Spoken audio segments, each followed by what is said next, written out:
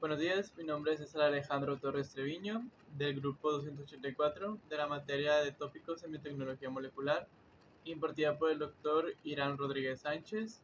Y hoy quisiera hablarles sobre la técnica de la reacción en cadena de la polimerasa, mejor conocida por sus siglas en inglés PCR.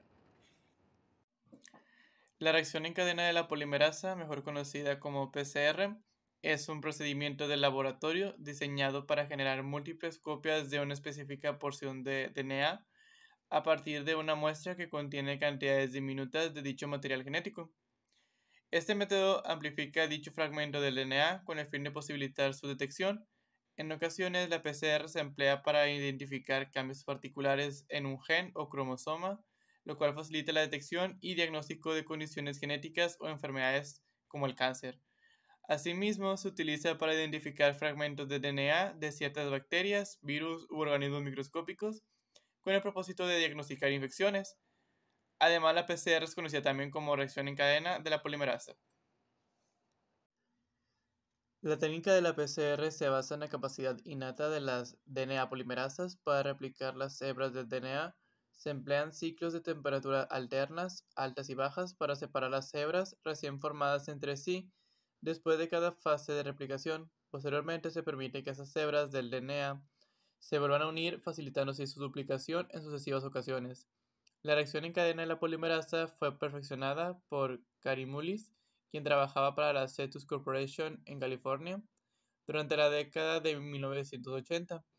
Inicialmente esta técnica era lenta debido a la desnaturalización de las polimerasas durante los cambios de temperatura, lo que requería la adición de nuevas polimerasas en cada ciclo.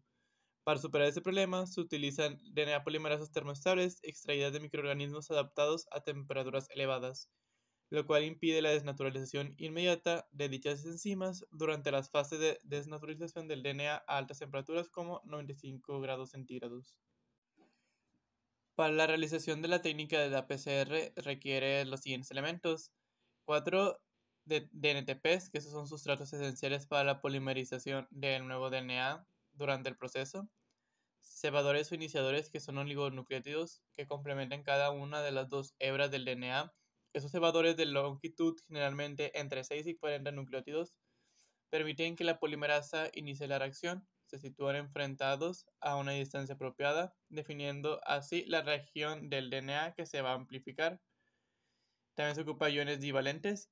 Se utilizan generalmente iones de magnesio, a menudo agregados como cloruro de magnesio, aunque también pueden emplearse en manganeso, especialmente para inducir la mutagénesis en el DNA durante la PCR. Actúan como cofactores para la actividad de la polimerasa.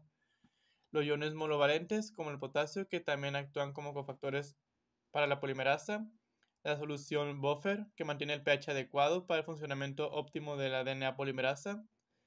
También se ocupa la DNA polimerasa, que es esencial para la síntesis del nuevo DNA. La polimerasa TAC es la más común, con una temperatura óptima alrededor de 70 grados centígrados. El DNA molde, que contiene la región específica de DNA que se desea amplificar. Y el termociclador, que es el aparato encargado de mantener las temperaturas necesarias durante cada etapa del ciclo de la PCR.